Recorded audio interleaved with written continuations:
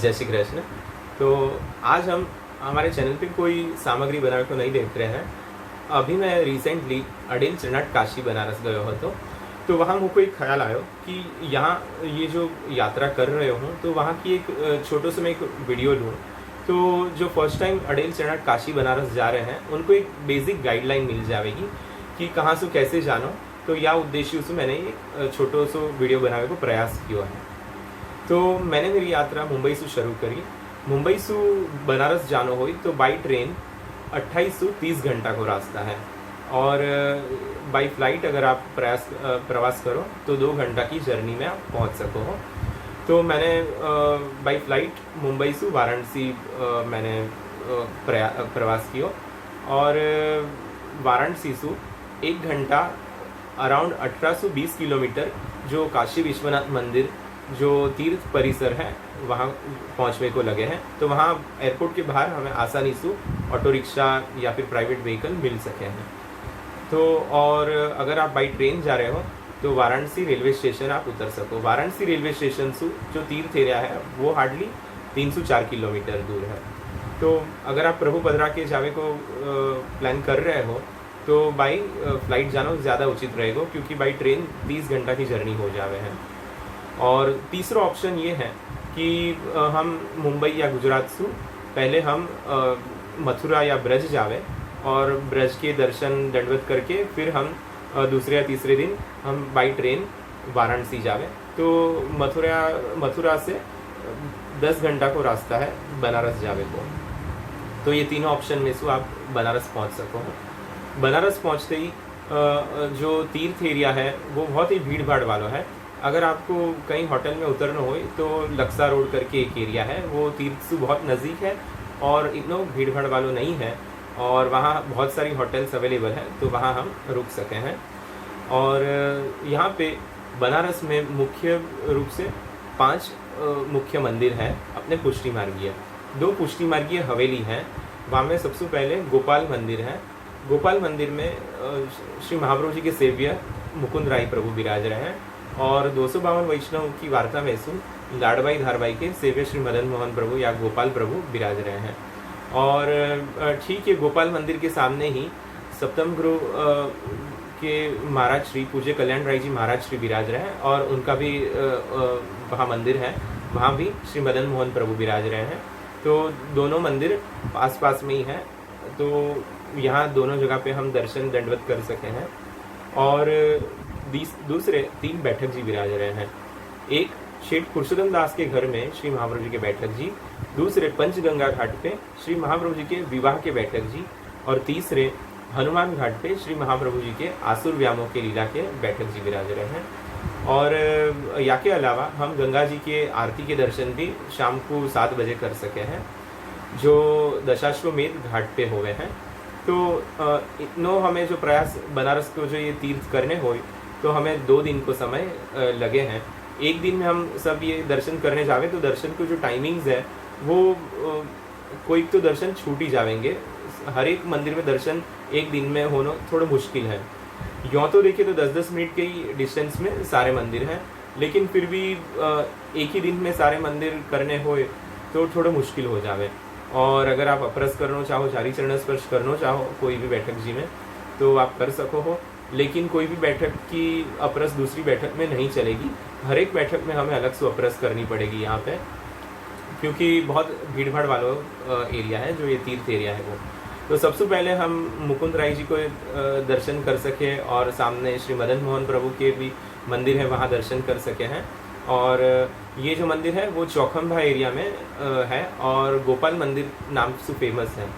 तो काशी विश्वनाथ मंदिर के एरिया में अगर आप जाए तो कोई को भी गोपाल मंदिर पूछे तो कोई भी आपको रास्ता दिखा देंगे। और काशी विश्वनाथ महादेव जी वहाँ विराज रहे हैं। तो महादेव जी वैष्णवों में श्रेष्ठ वैष्णव माने जाते हैं, तो हमें ज़रूर से वहाँ विश्वनाथ जी के मंदिर में जाके उनको भगवत स्मरण करने चाहिए, क्योंकि तीर्थ है। तो हम कोई भी तीर्थ में जावे तो वहाँ तीर्थ के जो मुख्य देव हुए वहाँ हमें भगवत स्मरण करने अवश्य जाना चाहिए। तो फिर हम बैठक जी गोपाल मंदिर से हम बाई वॉकिंग डिस्टेंस शेठ पुरुषोत्तम दास जी के बैठक जी हैं, वहाँ हम जा सके हैं। और फिर वहाँ से वॉकिंग डिस्टेंस पे ही पंचगंगा घाट पे श्री महाप्रभु जी के विवाह के बैठक जी हैं। और महाप्रभु जी के विवाह के जो बैठक जी हैं पंचगंगा घाट के, वहाँ हम दर्शन जारी चरण स्पर्श करके नाव में बैठ के हनुमान घाट में श्री महाप्रभु जी के आसुर व्यामों के बैठक जी हैं वहाँ जा सके हैं। वहाँ बाई अगर वॉकिंग जानो हो तो थोड़ा लंबो पड़ जावे और ऑटो वहाँ पे नहीं जावे हैं, तो बाई बोट जानो ज़्यादा उचित रहते हैं। हनुमान घाट पे हम उतर के और फिर 8-10 सीढ़ी है वो चढ़ के हम श्री महाप्रभु जी के बैठक जी जा सकते हैं। तो ये जो हमारी जो यात्रा है 5 मंदिर, वो हम 2 दिन में कंप्लीट कर सके हैं। फिर तीसरे दिन हम हमारी यात्रा चरणाट के लिए कर सके हैं।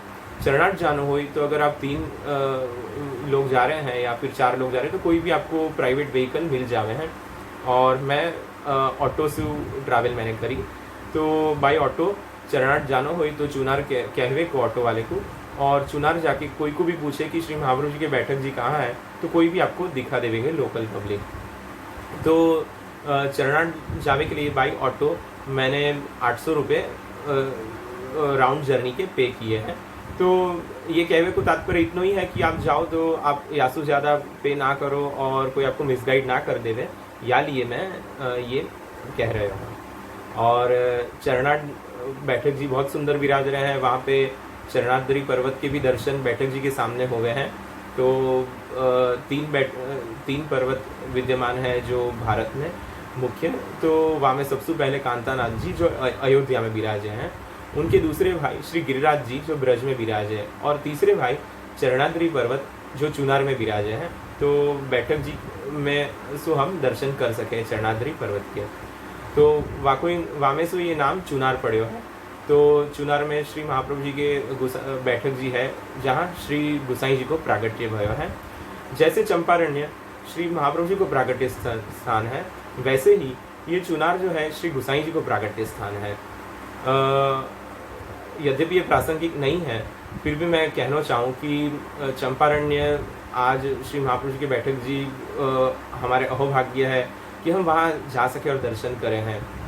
आजकल कई मायावादी तत्व ऐसे निकले हैं जो कह रहे हैं कि हमें चंपारण्य नहीं जाना चाहिए क्योंकि ये चंपारण्य असली चंपारण्य नहीं है, ये तो गलत जगह पे बैठक जी बनाए हैं। ऐसे कोई भी मायावादियों की बात में हमें नहीं आना है। बहुत ही सब प्रमाण बात मैं कह रहा हूँ।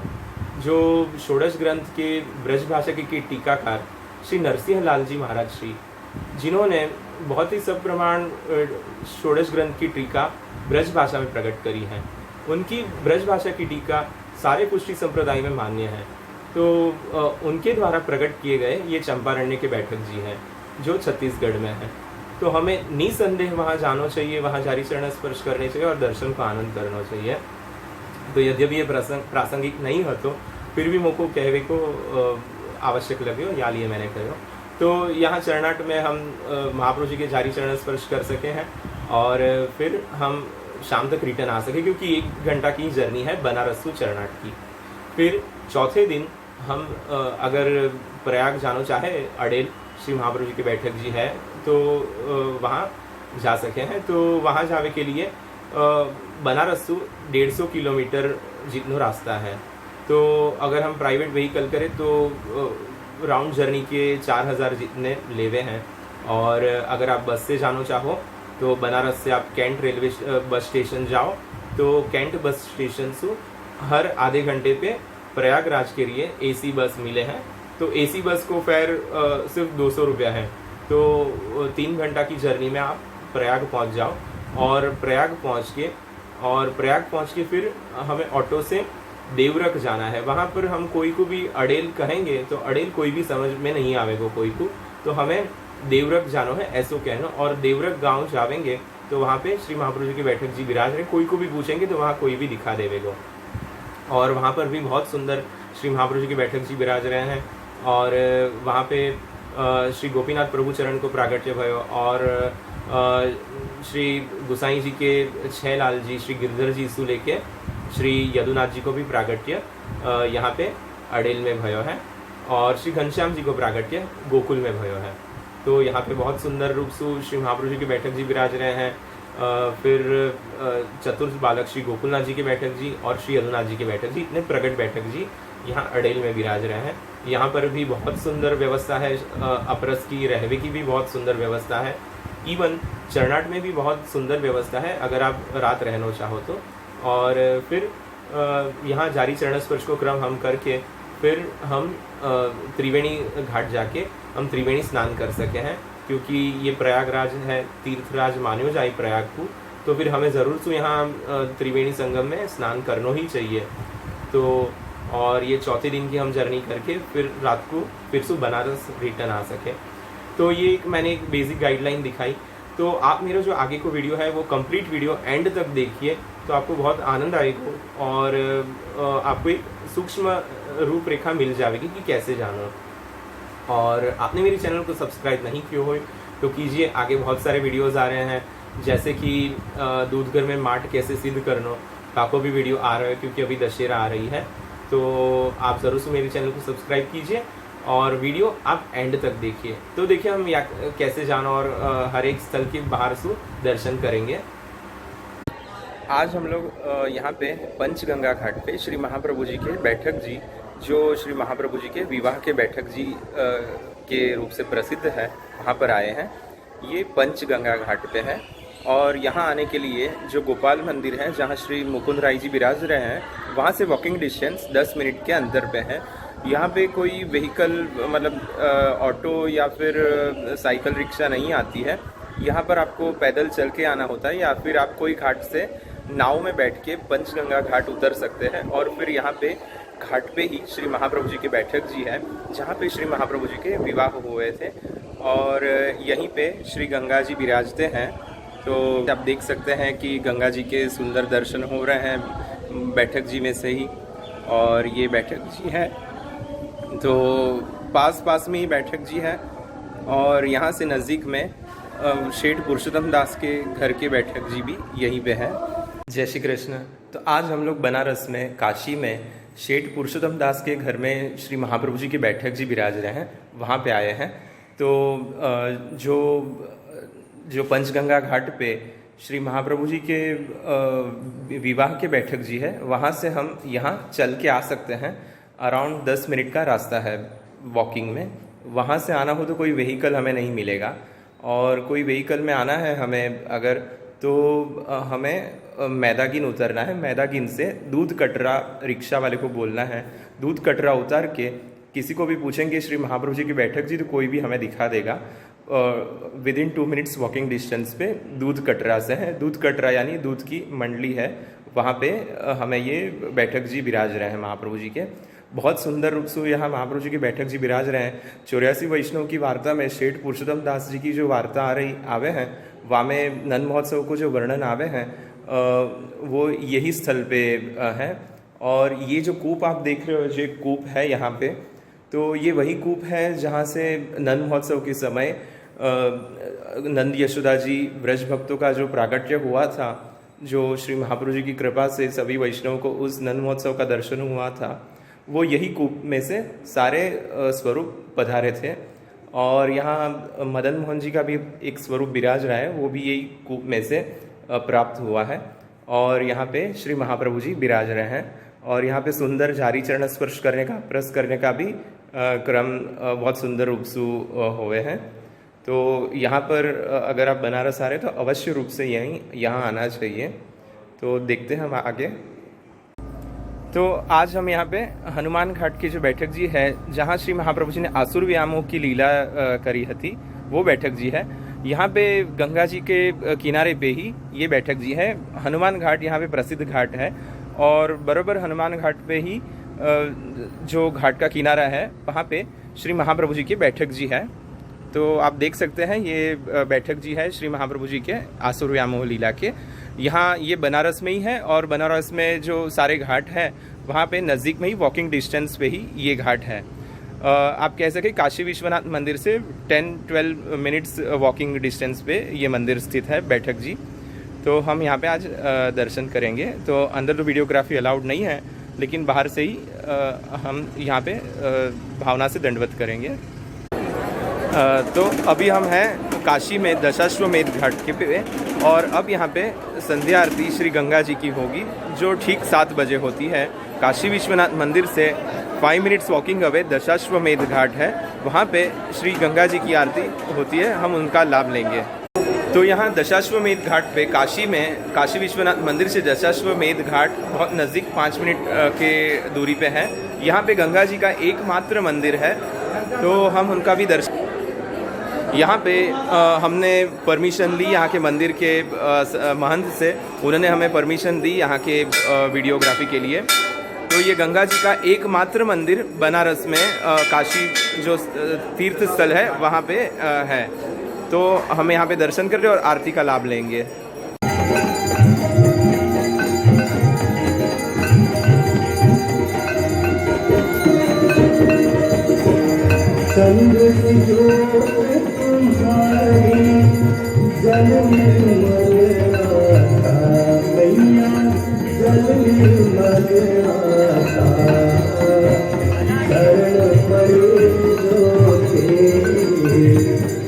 तो आज मैं यहाँ पे चरनाट आया हूँ।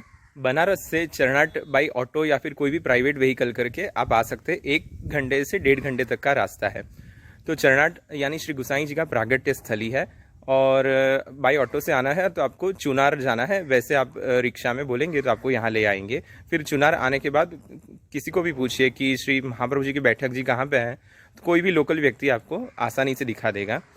तो बहुत ही अलौकिक स्थल है, बहुत रमणीय स्थल है, और यहाँ रहने की व्यवस्था भी बहुत सुंदर है। अगर आप यहाँ ठाकुर जी बदरा के आ रहे हैं और यहाँ रहना है तो गेस्ट हाउस भी है यहाँ मंदिर परिसर में ही, बैठक परिसर में। और बहुत रमणीय स्थल है, एकदम शांत, और ऐसा लगे कि हम ब्रज में ही आए हैं और ब्रज में गिरिराज जी या गोकुल आए हैं, ऐसा लगेगा। और यहाँ पे बहुत सुंदरता भी, ग्रीनरी भी बहुत सुंदर है। पीछे कमल सरोवर है जहाँ पे बहुत सारे कमल खिले हुए हैं, तो वहाँ भी हम जाते हैं और देखते हैं कि बहुत सुंदर सरोवर है। और यहाँ पे अप्रस करनी हो तो भी अप्रस करने की व्यवस्था भी बहुत सुंदर है। और वन डे आप फिर शाम को रिटर्न भी आपको बनारस जाना है तो बनारस जा सकते हैं आप। यहाँ गंगा जी भी बहे हैं, तो गंगा जी के भी आप दर्शन और स्नान वगैरह कर सको नज़दीक में ही। तो यहाँ पे ये कमल सरोवर है, यहाँ पे बहुत सारे कमल खिले हैं, और ये बगीचा में बहुत सारे फूल हैं जो माला जी में विनियोग होते हैं। यहाँ गिरिराज जी है, तो गिरिराज जी की भी परिक्रमा कर सकते हैं वैष्णव। तो सुंदर स्थल है यहाँ पे, और कम से कम आप 3-4 दिन के लिए यहाँ रुकेंगे तो महाप्रभु जी गुसाई जी की सेवा में अप्रस्त कर सकते हैं। और एक इस स्थल की विशेषता है कि यहाँ पे श्री महालक्ष्मी जी बहू जी जो मतलब अक्का जी विराजते हैं यहाँ पे, तो उनके यहाँ प्रत्यक्ष दर्शन होते हैं। और अगर आप जैसे महाप्रभु जी के लिए धोती उपरना लाते हैं वहाँ, वैसे ही यहाँ पे आप साड़ी ले आओ तो अक्का जी को आप धरा सकते हैं। ये एक यहाँ की बहुत ही बड़ी विशेषता है। और ये गुसाई जी का प्रागट्य स्थल है। जैसे चंपारण श्री महाप्रभु जी का प्रागट्य स्थल है, उसी प्रकार ये चरनाट श्री गुसाई जी का प्रागट्य स्थल है। बहुत अलौकिक बैठक जी है। तो आज हमने ये दर्शन किए। तो आज मैं यहाँ पे अडेल आया हूँ। अडेल आने के लिए मेरा मुकाम बनारस में ही था। बनारस से हम लोग ने कैंट बस स्टेशन आए। कैंट यानी CANTT, ये इसका स्पेलिंग है, ताकि कन्फ्यूजन ना हो किसी को, इसलिए। तो कैंट बस स्टेशन हमें बनारस से ऑटो में जा सकते हैं, लगभग 5 किलोमीटर जितना है। और फिर वहाँ से आपको हर 2 मिनट पे नॉन AC बस प्रयागराज के लिए मिलती है, और AC बस हर 1 घंटे पे रहती है जो प्रयागराज आती है। तो हम लोग AC बस से मैंने ट्रैवलिंग किया, तो उसका फेयर 200 रुपीज़ था। और हम लोग यहाँ शास्त्री ब्रिज उतरे। शास्त्री ब्रिज उतरने के बाद हमने यहाँ पे रिक्शा की। रिक्शा वाले को अडेल आप बताएंगे तो किसी को भी मालूम नहीं रहेगा कि अडेल कहाँ पे है। तो हमें ऐसा कहना है कि देवरक जानो है, और देवरक जानो है ऐसा कह के फिर यहाँ पे आवे तो अडेल आवे है। और यहाँ पे बैठक जी विराजे है, बहुत भव्य जगह में बैठक जी विराजे हैं, और बहुत ही प्राकृतिक सुंदरता आप देख सको यहाँ आपको दिखेगी। कितना सुंदर रमणीय स्थल, अलौकिक रमणीय स्थल है ये। और यहाँ पे अप्रस की व्यवस्था बहुत सुंदर है। और अगर आप ठाकुर जी को बदरा के संग में आ रहे हैं तो आप अप्रस करके प्रभु को भी पहुँच सको हो। और यहाँ आप अगर सखड़ी धरते हैं तो यहाँ भीतर से ही आपको सखड़ी की एक थाल पधरा के आप धर सको, ऐसी भी व्यवस्था है यहाँ पे। और यहाँ के मुखिया जी वगैरह भी बहुत सुंदर भाव वाले हैं। और दूसरी बात ये कि यहाँ अपरस करने के लिए गर्म जल भी है, क्योंकि बहुत लोग को एक दिक्कत हो गया है कि गर्म जल की व्यवस्था मिले कि नहीं अपरस के लिए। तो अपरस के लिए गर्म जल भी है और रहने की भी थोड़ी सुविधा है और सुंदर जगह है। तो आज मैं यहाँ पे अडेल आया हूँ और अडेल आए हैं तो यहाँ से प्रयागराज जाएंगे। प्रयागराज में भी जो त्रिवेणी संगम है वहाँ पे स्नान करेंगे।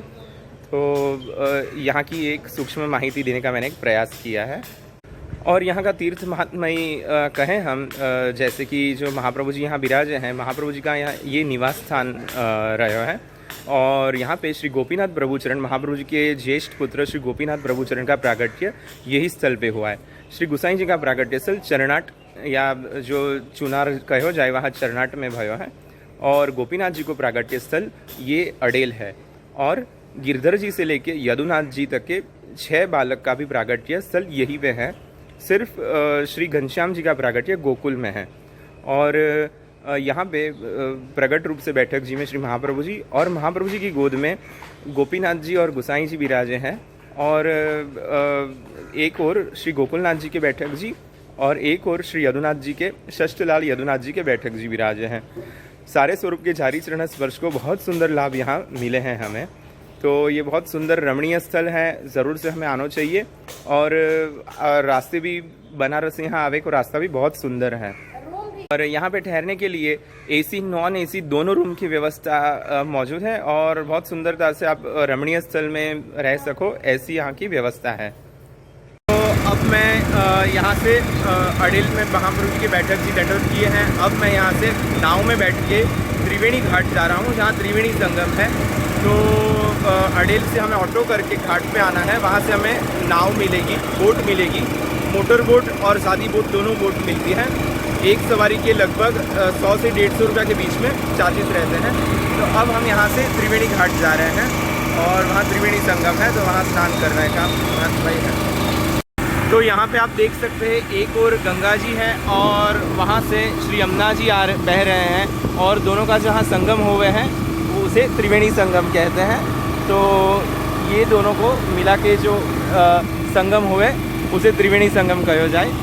तो ये अडेल जहाँ है वहाँ से हम त्रिवेणी संगम जा रहे हैं। तो बीच में नाव से मैंने ये वीडियो शूट किया है।